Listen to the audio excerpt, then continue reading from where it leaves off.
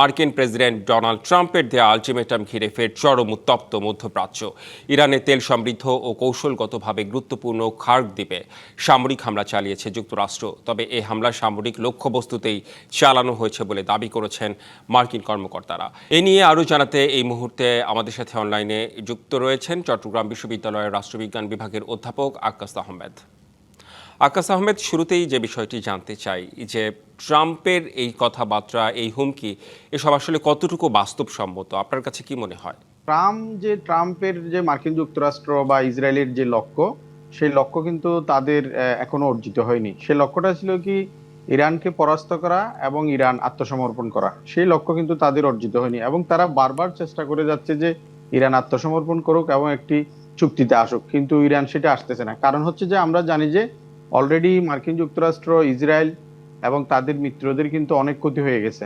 বিশেষ করে আন্তর্জাতিক বাজারে তেলের যে দাম এবং মার্কিন যুক্তরাষ্ট্রের যে রাজনৈতিক অস্থিতিশীলতা, সেটা ট্রাম্পের বিরুদ্ধে চলে গেছে এবং ইসরায়েলের যে রাজনৈতিক অবস্থা, সেটা খুব করুণ পরিণতির দিকে যাচ্ছে।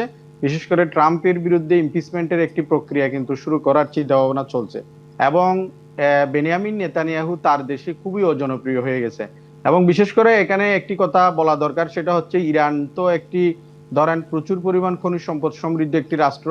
পৃথিবীর তৃতীয় বৃহত্তম তেল মজুদ আছে এবং দ্বিতীয় বৃহত্তম গ্যাস মজুদ আছে এবং সারা পৃথিবীর প্রায় অর্ধেক তেল এবং গ্যাস কিন্তু এই মিডল ইস্টের মধ্যে, গালফ স্টেট এবং ইরান মিলে। কাজেই ইরানের যে খনিজ সম্পদ, তেল এবং গ্যাস, সেটা কিন্তু শুধু ইরানের মানুষ ভোগ করে না, এটা সারা পৃথিবীর মানুষ ভোগ করে। সেটা আপনি ইউরোপ, আমেরিকা, চীন, রাশিয়া, কোরিয়া, দক্ষিণ এশিয়া সবাই ব্যবহার করছে। কাজে ইরানকে ক্ষতিগ্রস্ত করার মধ্য দিয়ে কিন্তু ইরানের পরাজয় ঘটবে না, ইরানের সভ্যতা ধ্বংস হবে না। এটা মানব সভ্যতার জন্য, সারা পৃথিবীর জন্য একটি নৈরাজ্য সৃষ্টি করবে। বিশেষ করে যে অর্থনৈতিক স্থিতিশীলতা, অর্থনৈতিক উন্নয়নকে বাধাগ্রস্ত করবে এবং একটি গ্লোবাল রিসেশন, একটি বৈশ্বিক অর্থনৈতিক একটি মারাত্মক হুমকির সম্মুখীন হবে বৈশ্বিক অর্থনৈতিক ব্যবস্থা। সেই জন্য ট্রাম্প এটা হুমকি দিচ্ছে চুক্তিতে আসার জন্য। কারণ ট্রাম্পের পক্ষে বা ইসরায়েলের পক্ষে এইরকম একটি ব্যয়বহুল ধ্বংসাত্মক যুদ্ধের যে ব্যয়ভার বহন করা, এটা মার্কিন যুক্তরাষ্ট্রের এই যে ট্রাম্পের পক্ষে সম্ভব হচ্ছে না, ইসরায়েলের পক্ষে সম্ভব হচ্ছে না। সেজন্য ইরানকে বাধ্য করতেছে, ইরানকে হুমকি দিচ্ছে, হুমকি দিয়ে বাধ্য করছে যাতে ইরান দ্রুত সময়ের মধ্যে হরমুজ প্রণালী খুলে দেয় এবং মার্কিন যুক্তরাষ্ট্র এবং ইসরায়েলের সাথে একটি চুক্তিতে চলে আসে, যাতে আপনার এই যে হরমুজ প্রণালী প্রসঙ্গে একটি কথা আমি জানতে চাই, সেটি হচ্ছে যে হরমুজ প্রণালী খোলার বিষয়ে জাতিসংঘ ভেটো দিয়েছে রাশিয়া, চীন, জানেন নিশ্চয়ই সেটা। মানে এর সঙ্গে জ্বালানি তেলের বৈশ্বিক প্রভাব কিন্তু জড়িত। মানে আপনার মন্তব্য একটু যদি বলতেন। ধন্যবাদ।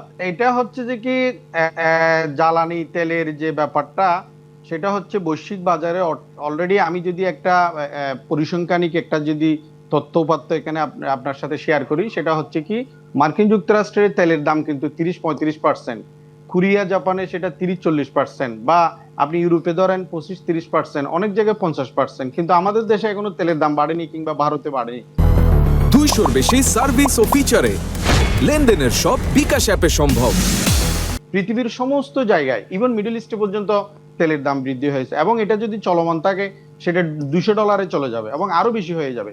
তো কাজেই এটা বৈশ্বিক যে একটি অর্থনৈতিক মন্দা অলরেডি শুরু হয়েছে, সেটা একটি দুর্ভিক্ষের পর্যায়ে যাবে। বিশেষ করে মধ্যপ্রাচ্যের যে আমেরিকার যে মৈত্রী রাষ্ট্রগুলো, তারা কিন্তু তাদের কিন্তু দুর্ভিক্ষ হওয়ার সম্ভাবনা আছে। কারণ হচ্ছে কি, আজকে যে ট্রাম্পের যে হুমকি, সেখানে যদি ট্রাম্প যদি কার্গ আইল্যান্ড বা অন্যান্য যে আবু মুসা দ্বীপ বা বন্দর আব্বাস বা তার যে ইনফ্রাস্ট্রাকচার, অবকাঠামো, রেল, তারপরে তার যে যোগাযোগ ব্যবস্থা, সেখানে যদি আমেরিকা এবং ইসরায়েল যদি হামলা করে, তখন কিন্তু সেটা কিন্তু ইরান কিন্তু রিটেলিয়েট করবে, প্রতিশোধ নেবে। এবং সেক্ষেত্রে মার্কিন যুক্তরাষ্ট্রের যে স্বার্থ, মিডল ইস্টে গালফ স্টেট গুলোতে মার্কিন যুক্তরাষ্ট্রের যে পেট্রো ডলার ভিত্তিক যে স্বার্থ, সেটার উপর কিন্তু মারাত্মকভাবে আঘাত আসবে এবং কিন্তু ইরান সেখানে কিন্তু খুব বেশি হামলা করবে। ফলে মার্কিন যুক্তরাষ্ট্র আরো বেশি ক্ষতিগ্রস্ত হবে। এখানে একটি কথা বলে রাখা দরকার, সেটা হচ্ছে কি, ইরান কিন্তু ইরাকও নয়, লিবিয়াও নয়, কিংবা সিরিয়াও নয়, কিংবা গাজাও নয়, যে ওভারনাইট ইরানের মধ্যে একটি সভ্য রাষ্ট্র, যেটা 1000 বছর ধরে প্রতিষ্ঠিত একটি রাষ্ট্র,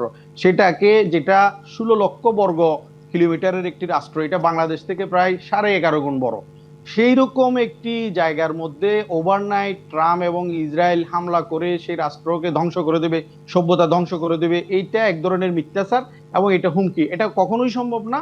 এবং কখনোই সম্ভব না, এটা হবে না। জি। কাজে কিন্তু সেটা ট্রাম্প চেষ্টা করতেছে যে ইরানকে এই হুমকি দিয়ে তাদেরকে ইয়ের মধ্যে নিয়ে আসা, চুক্তির মধ্যে নিয়ে আসা। আর যে আপনি কোনোভাবেই যেটা তাদেরকে বলেছেন চুক্তির যে, মধ্যে নিয়ে আসা, এটা আসলে ট্রাম্প চাচ্ছেন।